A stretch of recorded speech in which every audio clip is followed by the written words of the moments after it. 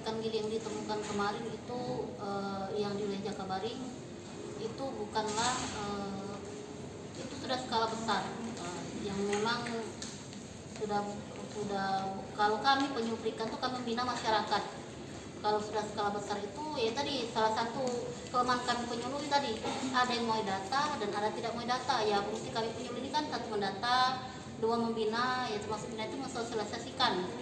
Nah salah satu itu sosialisasi tentang formalin. Nah mungkin karena ikan ini sudah skala besar dan tidak terdata di dinas kami. Oke.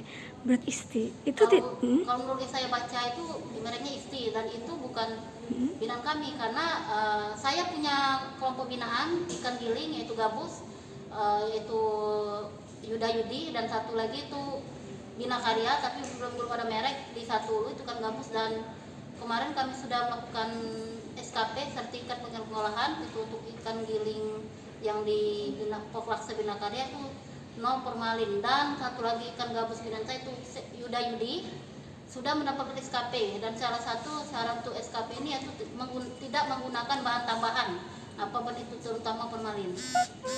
Berformalin dulu gitu. Apa nih yang bisa dilihat gitu? Ciri-ciri ikan yang berformalin itu satu, ikan itu tidak ada lalat yang menghubungi.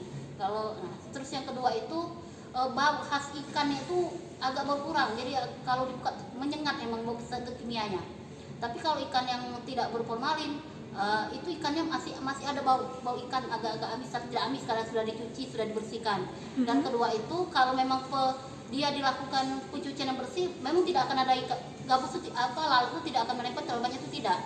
Oke. Apakah itu berlaku juga untuk yang ikan yang sudah digiling, ciri-cirinya? Ikan sebenarnya ini ikan yang giling berformalin itu saya yakin bahwa binaan saya sendiri waktu dia menggiling ikan dia tidak menambahkan apapun.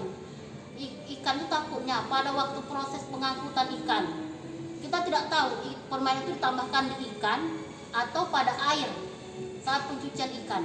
Nah itu jadi masalah ya, makanya tadi kami sesuai dengan edaran Pak Gubernur Sumatera Selatan bahwa kami harus mensosialisasikan, mengajak para UPI yang bergerak di perikanan untuk mau di SKP, yaitu sertifikat kelaikan pengolahan. Nah dari situlah kita bisa menjelaskan, mengedukasi masyarakat bahwa tidak boleh penambahan zat apapun, apalagi formalin pada ikan. Nah sedangkan saya juga baru tahu tadi ada ikan yang mengandung dalam tubuh ikan itu formaldehid, jadi dia bisa menghasilkan formalin untuk tubuh dia sendiri, terutama pada fase rigor mortis. Nah tapi itu tadi tidak terlalu besar formalin itu, dan itu pun pada ikan yang hidup.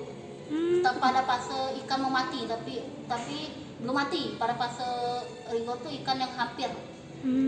Oke. Pempek Syamil, kemudian pempek Syamil ini ya sudah SNI, sudah BP POM, sudah halal dan sudah SKP. Ini sertifikat yang saya punya. Nah saya tanya, pempek Syamil ini beli ikan gilingnya di mana?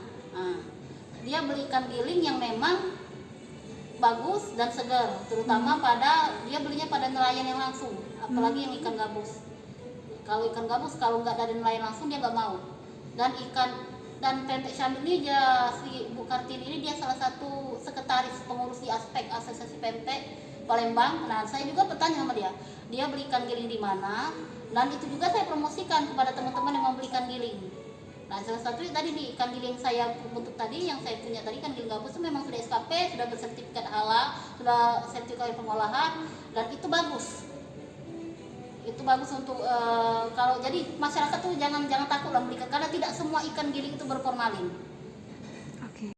Masyarakat ingin membeli ikan giling yang binaan penyuluh perikanan ya silahkan. Itu kami ada Yuda Yudi di Kelurahan 1 Ulu, Kecamatan Subang 1, dan anak Klewor atau anak Rami Uranda di Kelurahan 1 Ulu, Kecamatan Subang 1 juga.